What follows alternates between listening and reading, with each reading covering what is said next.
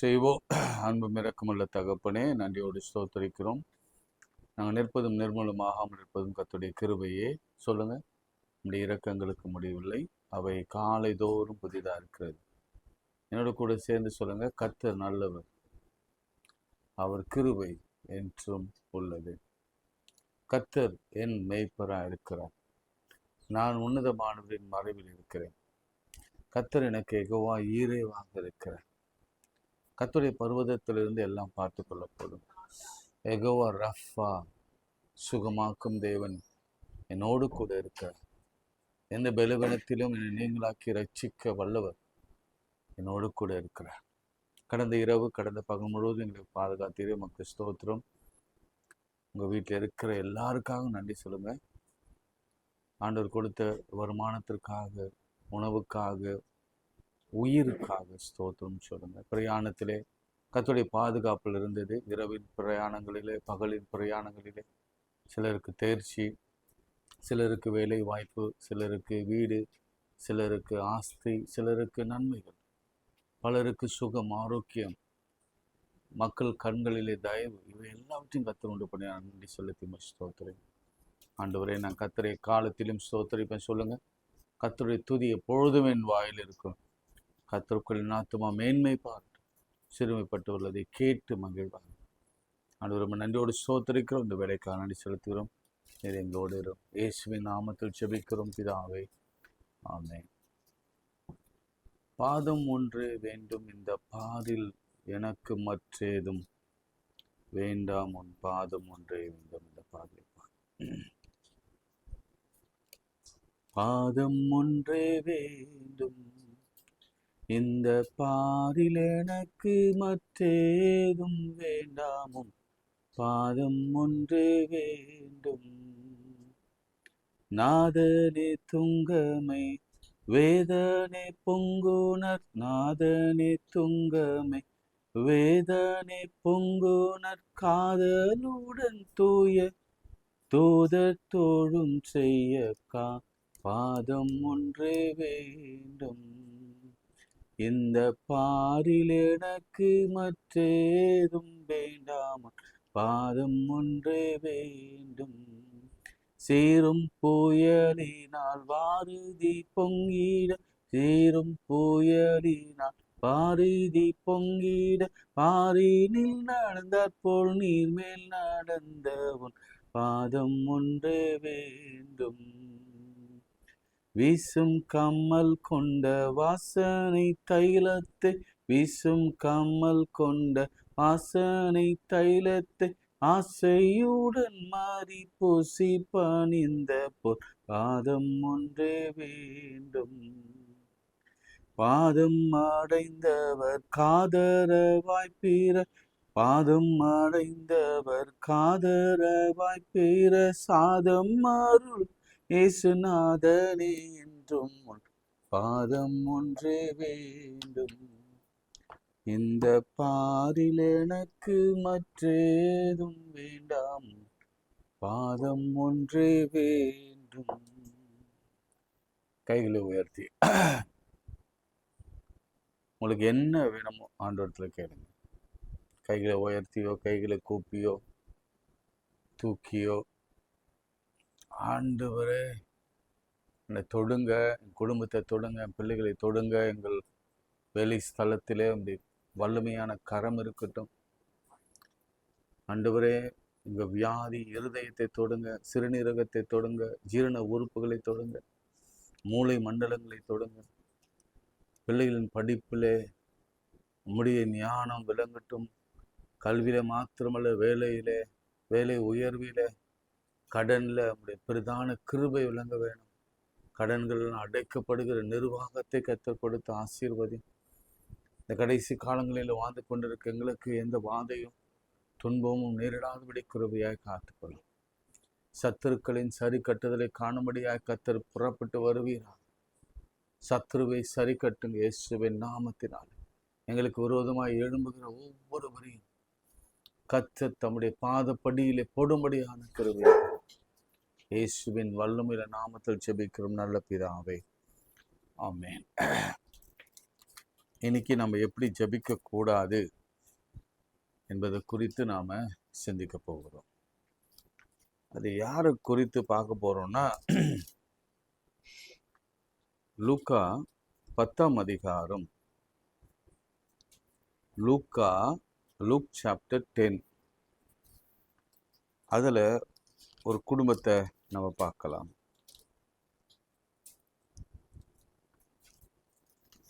அதில்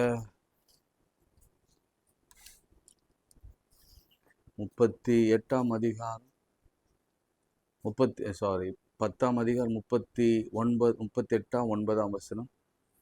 பின்பு அவர்கள் பிரயாணமாய் போகையில் அவர் ஒரு கிராமத்தில் பிரவேசித்தார். அங்கே மார்த்தாள் என்னும் பேர் கொண்ட ஒரு ஸ்திரீ அவளை தன் வீட்டில் ஏற்றுக்கொண்டாள். கவனிங்க, வீட்டில் ஏற்றுக்கொண்டது மார்த்தாள். நம்ம ஒவ்வொரு பேரையும், ஒவ்வொரு கேரக்டரையும், ஒவ்வொரு சூழ்நிலையும் நாம ஆராய்ந்து பார்க்க வேண்டும். இயேசு ஒரு கிராமத்துக்கு போகிறார். அந்த கிராமத்திலே அவரை ஏற்றுக்கொண்டவள் மார்த்தாள். இங்க எழுதுங்க. சில நேரங்களில் நம்ம நிறைய கன்ஃபியூஷன் வரும். எங்க கன்ஃபியூஷன் வரும் நான் உங்களுக்கு சொல்றேன். ஏற்றுக்கொண்டால் இங்கே ஒரு அப்ளிகேஷன் நான் சொல்ல முடியும். நம்ம வீட்டில் ஆண்டவரை ஏற்றுக்கொண்டு இருக்கிறோமா? ஏதோ வாசற்படியில் நின்று கதவை தட்டுகிறேன், ஒருவன் என் சத்தத்தை கேட்டு கதவை திறந்தால். ஏற்கனவே சொன்னேன், நம்ம வீடு பாத்திரமா இருக்கணும். பாத்திரமா இருந்தாதான் கர்த்தர் பிரவேசிப்பார் என்று நான் சொன்னேன். அவளுக்கு மரியாள் எனப்பட்ட ஒரு சகோதரி இருந்தாள். அவள் இயேசுவின் பாதத்தருகே உட்கார்ந்து அவருடைய வசனத்தை கேட்டு கொண்டிருந்தாள். மார்த்தாளோ பற்பல வேலைகள் செய்வதிலே மிகவும் வருத்தம் அடைந்து அவரிடத்தில் வந்து, ஆண்டவரே, நான் தனியே வேலை செய்யும்படி என் சகோதரி என்னை விட்டு வந்திருக்கிறதை குறித்து உமக்கு கவலை இல்லையா? எனக்கு உதவி செய்யும்படி அவளுக்கு சொல்லும் என்றார். இந்த வார்த்தைகள்லாம் நீங்க நல்லா கவனிக்கணும். மார்த்தாள் இயேசுவினிடத்துல மரியாளை பற்றி ஒரு கம்ப்ளைண்ட் பண்ணுகிறா. என்ன சொல்றா? இயேசு சுவாமி, ஆண்டவரை, நான் தனியே வேலை செய்யறேனே, நீங்க மேரி கிட்ட சொல்லி எனக்கு ஹெல்ப் பண்ண சொல்லக்கூடாதா? கம்யூனிகேஷன் கவனிக்கணும். ஒவ்வொரு வார்த்தையில வாசிக்கும் பொழுது இப்படிதான் வாசிக்கணும். பைபிள எடுத்த கவுத்தமா வாசிக்க கூடாது. ஒவ்வொரு 4 வசனம் 5 வசனம் வாசித்தாலும் அதுல அர்த்தம் புரிந்து வாசிக்கணும். இப்போ உங்க மனதுல ஒரு பிக்சர் வரும். இயேசு ஒரு உங்க வீட்டுக்கு வராரு. நீங்க தான் அவரை வெளியில போய் அழைக்கிறீங்கன்னு வச்சுக்கோங்களேன். என் வீட்டுக்கு வாங்கன்ட்டு வந்தோடனே அவர் சோஃபால உட்கார்றாரு. வீட்டுக்குள்ளே பெட்ரூம்ல இருந்த மரியாள் இயேசு வராரு, வந்துட்டாரு அப்படின்னு கேள்விப்பட்ட உடனே ஓடி குடுக்குடுன்னு ஓடி ஆண்டவர் பாதத்துல ஒரு பாயை விரிச்சு போட்டு உட்கார்ந்து, ஆண்டவரே நீங்க பேசுங்க, நான் கேட்கிறேன் அப்படின்னு சொல்லி அவர் போதிக்கிறத அவர் கேட்டுக்கொண்டே இருந்தார். ஆனால் மார்த்தாளோ உள்ளே போய் இயேசுவுக்கு தேவையான முதல்ல வந்தவுடன் ஒரு டீயோ காஃபியோ ஒரு ஸ்நாக்ஸோ கொடுக்கணும். அதன் பிறகு அவர் மத்தியானமாக இருந்தால் லஞ்ச் ப்ரிப்பேர் பண்ணணும். லஞ்சும் இயேசு சாமி வந்திருக்கிறதுனால தடபுடலான ஒரு லஞ்ச் இருக்கணும். அவர் விரும்பினதுக்கும் அல்லது அவர் எப்போதெல்லாம் பிரியமாக சாப்பிட்றாருன்னு தெரிஞ்சுட்டு, ஐயா சாமி உங்களுக்கு என்ன பிடிக்கும்? சுவாமி ஆண்டவரே உங்களுக்கு என்ன பிடிக்கும்? அதை நான் செய்கிறேன் அப்படின்னு சொல்லிட்டு அவள் போய் கிச்சன் ரூமில் வேலை செய்து கொண்டிருக்கிறாள். ஆனால் அவன் காதெல்லாம் இங்கே தான் இருக்குது.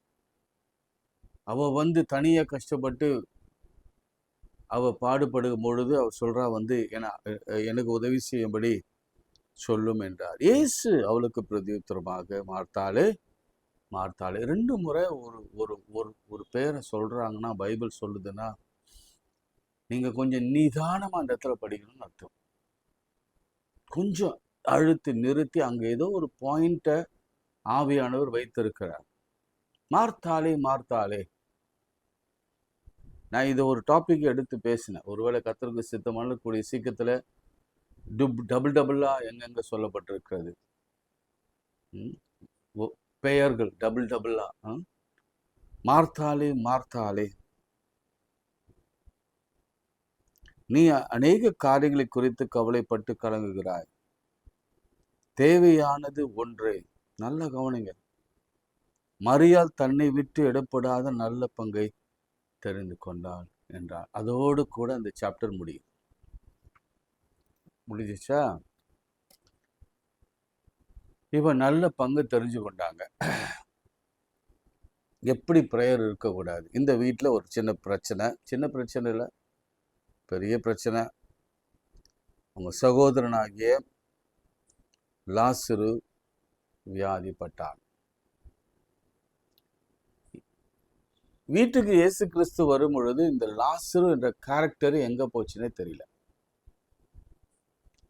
அட்லீஸ்ட் மரியாதை பாதத்துல உட்கார்ந்து வசனத்தை கேட்டுக்கொண்டிருந்தால், மார்த்தாள் கிச்சன் ரூம்ல உட்கார்ந்து வசனத்தை கேட்டுக்கொண்டிருந்தால், ஏன்னா நான் அதை சொல்ல போறேன், அவ கேட்டதெல்லாம் எப்படி இங்க பிரதிபலிக்குது. சில நேரங்களில் நம்முடைய ப்ரேயரை கூட நம்முடைய காலையில் ஜெபிக்கிற நம்முடைய ஜெப பங்காளர்கள் அப்படின்னு சொல்லலாம்ல, வாரியர்ஸ், ஜெப பார்ட்னர்ஸ், நம்ம ஜெபத்தை சப்போர்ட் பண்ணுறவங்க என்ன பண்ணுவாங்க தெரியுமா?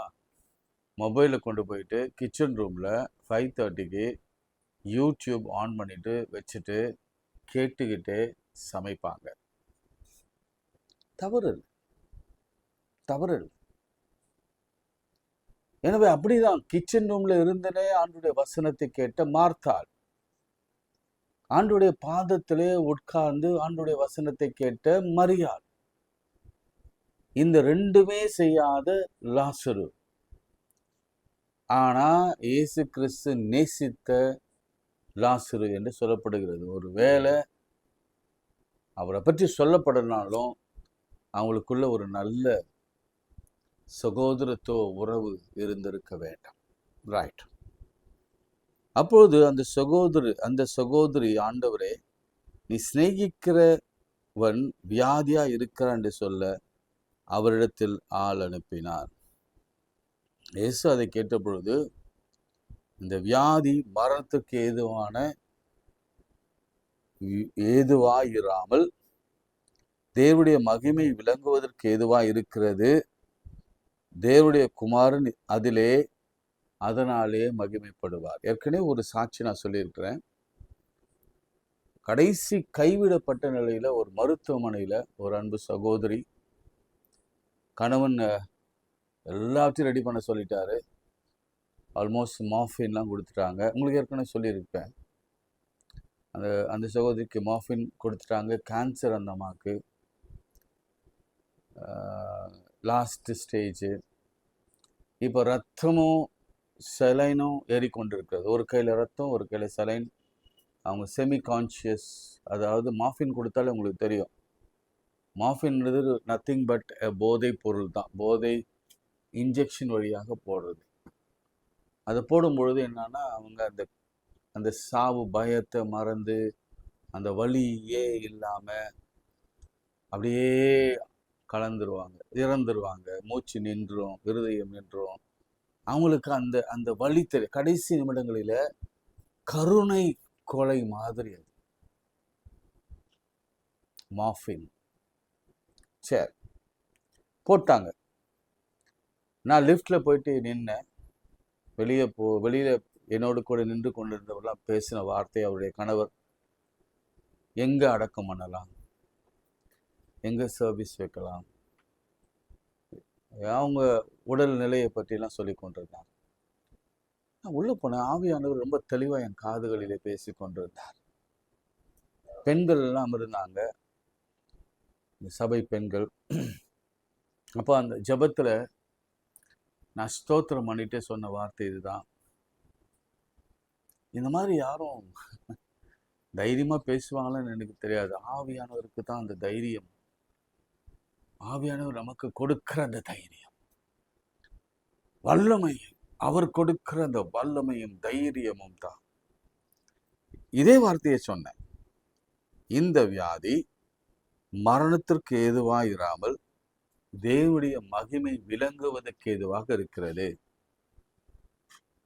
அவங்க சாக மாட்டாங்க, பிழைத்துக் கொள்வாங்க. இந்த வார்த்தை அவங்க செவிகளிலே போய் விழுந்தது.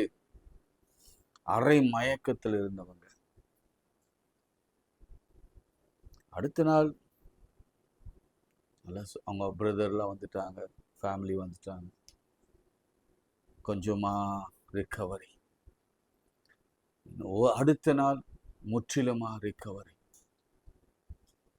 இப்போ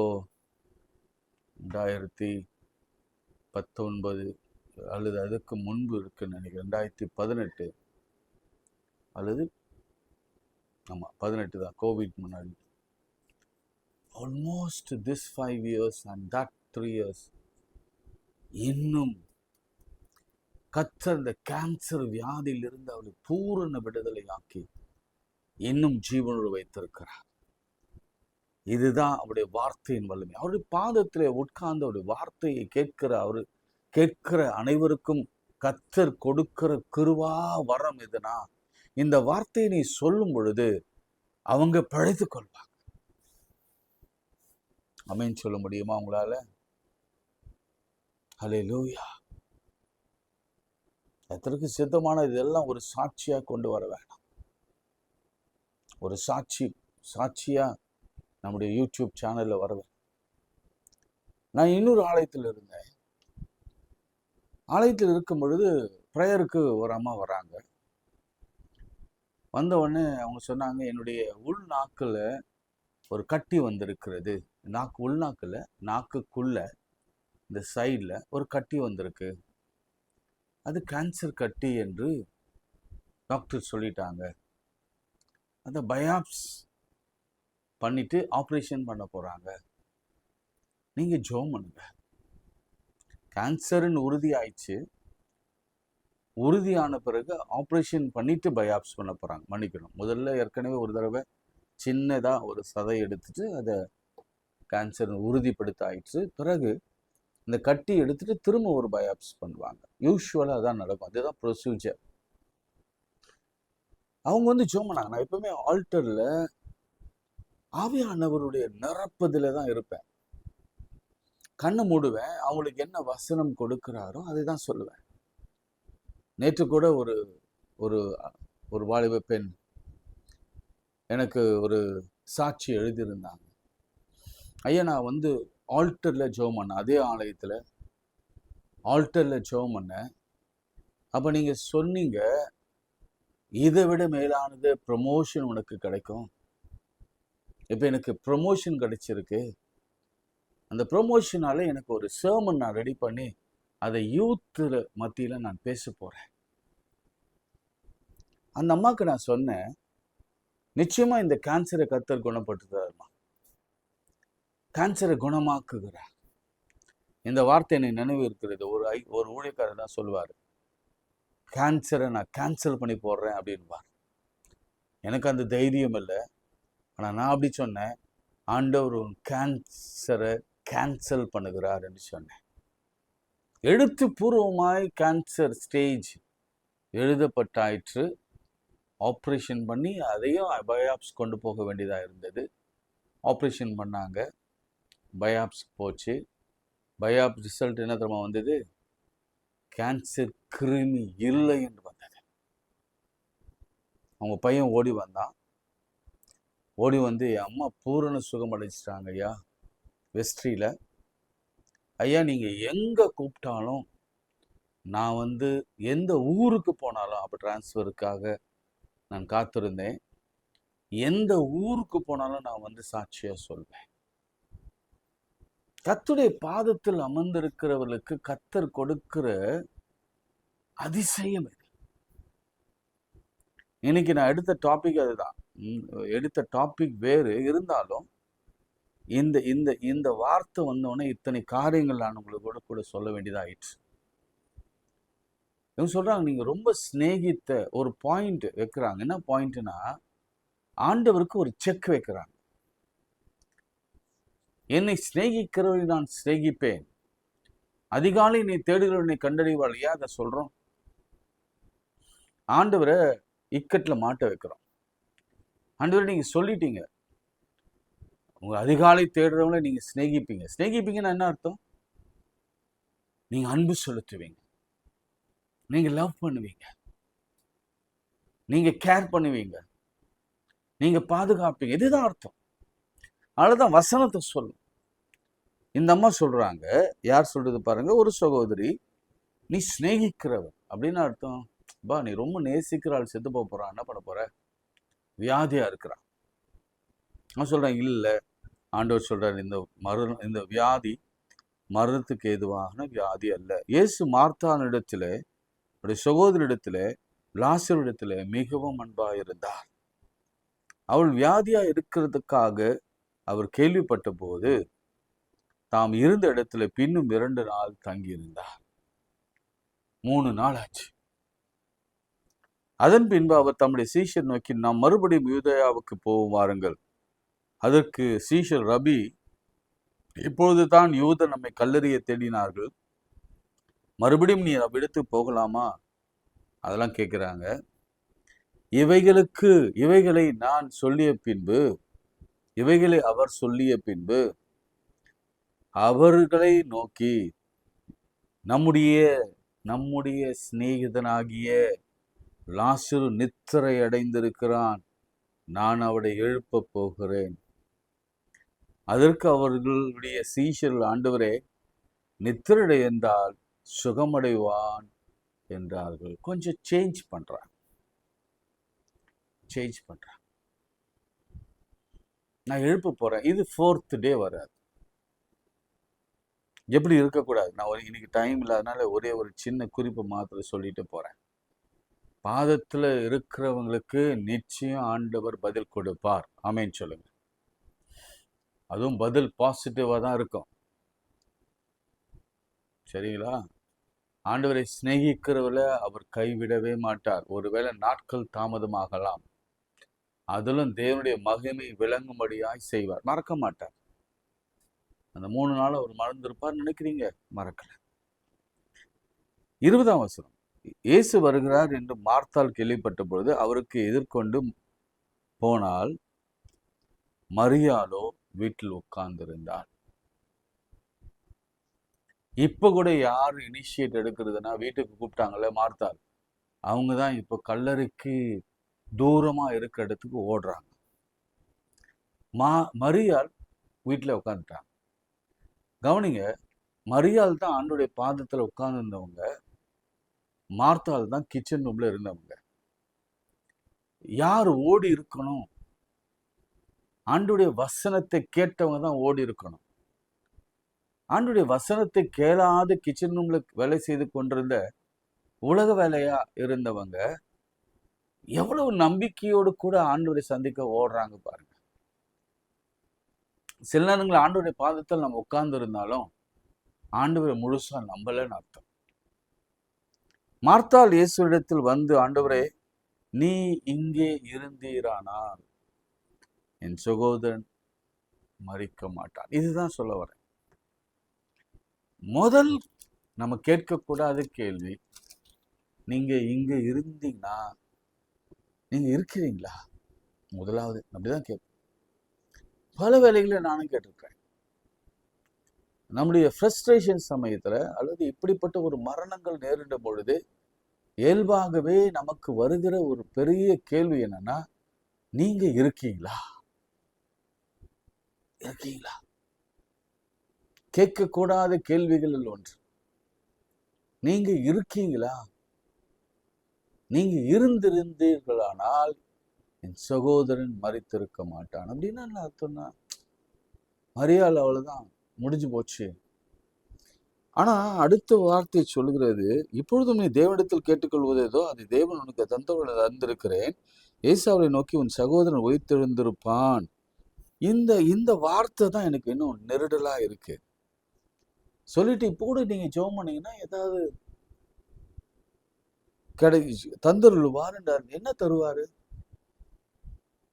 என்ன எக்ஸ்பெக்ட் பண்றாங்க? புரியல. சில நேரங்கள் நம்முடைய ஜெபங்கள் கூட சரியா ஆண்டவருக்கு நமக்குமே புரியாத அளவுக்கு இருக்கிறதுல. What is our expectation? இப்போது கூட ஒன்றும் இல்லை ஆண்டவர், நீங்க கேட்டா தேவன் கொடுப்பார் என்று அறிந்திருக்கிறேன். என்ன கேட்டு என்ன கொடுப்பாரு? செத்துட்டாங்க. நம்மவே பின்னாடி சொல்லுவாங்க பாருங்களேன். அதற்கு மாத்தால் எஸ், இயேசு சொல்றாரு, இயேசு அவளை நோக்கி உன் சகோதரன் உயிர்த்தெழுந்திருப்பான் என்றார். அதற்கு மாத்தால் எழுதல் நடக்கும் கடைசி நாளிலே உயிர்த்தெழுந்திருப்பான் என்று அறிந்திருக்கிறேன். இயேசு அவளை நோக்கி நானே உயிர்த்தெழுதலும் ஜீவனுமாய் இருக்கிறேன். என்னை விசுவாசிக்கிற மரித்தாலும் பிழைப்பான், உயிரோடு இருந்து என்னை விசுவாசிக்கிறவனோ என்னென்றுக்கும் மரிப்பதில்லை என்றார். மறியாமல் இருப்பான். இதை விசுவாசிக்கிறாயா? அதற்கு அவள், ஆமாண்டவரே, உலகத்தில் வருகிறவரான தேவகுமாரன் கிறிஸ்து என்று விசுவாசிக்கிறேன் என்றார். இதுவரைக்கும் நிறுத்துறேன். நாளைக்கு எப்படிலாம் ஜெபிக்க கூடாது என்பதெல்லாம் நான் சொல்றேன். உண்மையாகவே மார்த்தாளுக்கு என்ன பேசணும்னே தெரியல, எப்படி ஜெபிக்கணும்னே தெரியல. ஆண்டவர் வந்தவன ஓடினாங்க. கரெக்டு. ஓடிட்டு சொன்னாங்க, நீங்க இருந்திருந்தா, அவங்க தான் ஆளை அனுப்பிச்சாங்க, அவங்க தான் அனுப்பிச்சாங்க, நீங்க இருந்திருந்தா என் சகோதரன் சேர்த்திருக்க மாட்டான் சொல்லிட்டு அடுத்த வசனமே என்ன சொல்றது, இப்போது கூட நீங்க ஏதாவது கேட்டீங்கன்னா ஆண்டவர் செய்வார் நம்புறேன் அப்படின்னு சொல்றாங்க. ஆண்டவர் உயிர்த்தெழுவான் அப்படின்னு சொல்றாரு. ஆமாம்மா, உயிர்த்தெழுதல் நடக்கும் நாளிலே அவன் உயிர்த்தெழுவான் என்று நான் நம்புகிறேன்னு சொல்றாரு. ஆண்டவர் சொல்றாரு, இல்லை நான் மரித்தாலும் என்னை நம்புகிறோம், மரித்தாலும் பழைப்பான்னு சொல்றாங்க. அதுக்கு அந்த அம்மா சொல்ற வார்த்தை தான் இனிமே புரியாத புதிரா இருக்கு. என்ன புரியாத புதிரா இருக்குன்னா, நீ கிறிஸ்து என்று நம்புறேன்றாங்க. கிறிஸ்துன்னா மெசையா. கிறிஸ்து என்ன? ரட்சிக்கிறவர் என்று அர்த்தம். மெசையா என்று அர்த்தம். மெசையானா என்ன? ரட்சிக்கிறவர். இனிமே நான் நினைக்கிறேன், ரொம்ப சிம்பிளா சொல்லணும்னா, அவன் சகோதரன் உயிரோடு எழுந்திருப்பான்ட்டு அந்த அம்மா நம்பவே இல்லை. ஆனா சம்பாஷணை மாத்திரம் ஏதோ ஒரு உளறல் சம்பாஷணை இருக்கு, ஸ்பெசிஃபிக்கா இருக்கு. புரிஞ்சுதான் உங்களுக்கு? நம்முடைய வாழ்க்கையில கூட நம்முடைய ஜெபங்களுக்குலாம் ரொம்ப ஸ்பெசிஃபிக்கா இருக்க வேண்டாம்.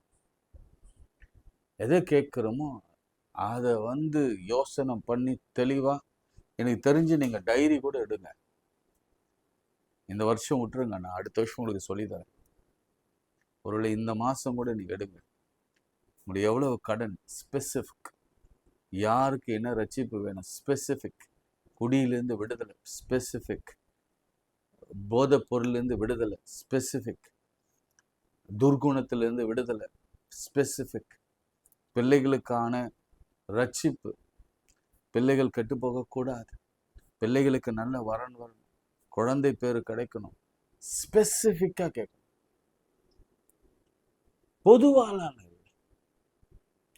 நான் நம்புறது ஒண்ணு, நான் கேட்கறது ஒண்ணு, நான் கேட்கறது ஒண்ணு, நான் நம்புறது ஒண்ணு. நோ, இந்த அம்மா அதுக்கு ஒரு சுத்தமா ஒரு தெளிவு இல்லை. மார்த்தா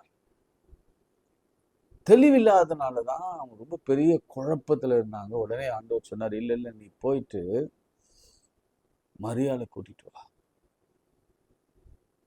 ஏன்னா அவங்களுக்கு ஓரளவுக்கு புரியும். ஆனா இன்ஃபேக்ட் சொல்ல போனா 2 பேருக்குமே புரியல. சோமன்லாமா? அன்புள்ள ஆண்டவரே, இந்த வேலைக்காக நன்றியோடு ஸ்தோத்திரிக்கிறோம். நீர் கொடுத்த நம்முடைய வார்த்தைகளுக்காக ஸ்தோத்திரம். நாங்கள் கேட்கறது என்னதென்று அறியாத இருக்கிறதுனாலே எங்களுக்கு வாக்கு கடங்கா பெருமூச்சோடு கூட வேண்டுதல் செய்கிற எங்கள் தேவனை, எங்கள் பரிசுத்த ஆவியனை எங்களை கட்டளை கொடுத்திருக்கிறீர். அதுக்காக ஸ்தோத்திரம். எங்களுக்காக நீர் அழுது ஜெபிக்கிறீங்க. அது எபிரேயர்ல நாங்கள் வாசிக்கிறோம். எங்களுக்காக நீர் ஜெபித்து எங்களுக்கு கற்றுக் கொடுத்திருக்கிறீர். உமக்கு ஸ்தோத்திரம். இன்றைக்கும் கூட மரியாள் மார்த்தாரை போல தன்னுடைய தம்பிக்காக, அல்லது ஒரு தகப்பன் தாய் தன்னுடைய பிள்ளைகளுக்காக, அல்லது கணவனுக்காக, அல்லது மனைவிக்காக, அல்லது திருமணத்திற்காக அல்லது குழந்தை செல்வத்திற்காக, சுக வாழ்வுக்காக, வேலைக்காக, வியாபாரத்திற்காக, வறுமையிலிருந்து வெளியே வரும்படியாக, உபத்திரவத்திலிருந்து வெளியில வரும்படியாக சத்துரு, ஐயா அவன் நல்லதான் இருக்கான், அவனுக்காக என்ன ஜெபம் பண்றது? எப்படி அவனை ஆண்டவர் எப்படி அவனை அவனை அவனை அவனை அவனை டேக்கிள் பண்ண போகிறார்? நம்மளால முடியல. இப்படிலாம் சொல்லிக் கொடுங்க ஆண்டவர், ஒவ்வொன்றா சொல்லிக் கொடுங்க. என் வாழ்க்கையில, எங்க வாழ்க்கையில இதை நாங்க கேட்டோம், இப்படி கேட்டோம், நாங்கள் பெற்றுக்கொண்டோம். இந்த மாதிரி ப்ரிசைஸா கேட்டோம், பெற்றுக்கொண்டோம். தாழ்மையோடு கேட்டோம், வேதத்தின் அடிப்படையில கேட்டோம், பெற்றுக்கொண்டோம். சிநேகிக்கிறவர்களுக்கு நீர் அப்படி ஒரு கிருபை தருகிறேன். சிநேகிதனாகிய ஆபிரகாம், அவனுக்கு நீங்க எல்லாவற்றையும் கொடுத்தீங்க. Thank you Lord. நம்ம நன்றியோடு ஸ்தோத்திரிக்கிறோம். இந்த வேளையிலே பல அற்புதங்கள், மரண இருளின் பள்ளத்தாக்கில் நடந்து கொண்டிருக்கிறவர்களுக்கு ஒரு விடுதலை, பிசாசிலிருந்து ஒரு விடுதலை, சந்தரங்க வல்லமையிலிருந்து விடுதலை, பொல்லாத மனுஷர்களிலிருந்து விடுதலை. அந்த மனுஷனையே நீங்க தூக்கி போடுங்க, தூக்கு மரத்துல தூக்கி போடுங்க. ஆமானுக்கு நடந்தது மாதிரி தூக்கி போடுங்க. எங்களுக்கு வலை விரிச்சாங்க, அதே வலையில அவங்க விழுந்து அவங்க நாசமாய் போகட்டும். இப்படி செய்ய போகிற கிருபைக்காய் ஸ்தோத்திரம். இந்த தேவையில் எல்லாவற்றையும் சொன்னீங்க. எங்களுக்கு ரொம்ப குறைவு, எங்களுக்கு ஒண்ணுமே இல்லை ஆண்டவரே. ஏந்தி கொண்டிருக்கிறோம், கையேந்தி கொண்டிருக்கிறோம். எப்படியாவது மனுஷர்கள் வழியாக அல்லது வானத்தின் பலகைகளை திறந்து இடம் கொள்ளாமல் போக மாட்டோம். ஒரு நல்ல பொக்கிஷசாலை எங்களுக்காக திறந்து கொடுங்க. வீட்டை கொடுங்க, வாசலை கொடுங்க. இயேசுவின் நாமத்திலே வாழ்க்கையை கொடுங்க, சமாதானத்தை கொடுங்க, கண்ணீரை நீக்குங்க. எல்லாவற்றையும் நீ சொல்லியிருக்கிறீர்கள் அல்லவா, என் நாமத்தினால் எதை கேட்டாலும் அதை தருவேன்னு சொல்லியிருக்கிறீர்கள். இயேசுவின் நாமத்தில் கேட்கிறோம் ஜீவனும் நல்ல பிதாவே, ஆமென். நமது ஆண்டவராகிய இயேசு கிறிஸ்துவின் கிருபை, பிதாவாகிய தேவனுடைய அன்பு, பரிசுத்தாவின் ஐக்கியம் நம் அனைவரோடும் இன்னும் சதாக்கள் நிலைத்திருப்பதாக. ஆமென். God bless you. ஷேர் பண்ணுங்க, சப்ஸ்கிரைப் பண்ண மறந்துடாதீங்க. யாராவது ஒரு நாளைக்கு ஒருவருக்காக நீங்க ஷேர் பண்ணுங்க. God bless you. Thank you so much.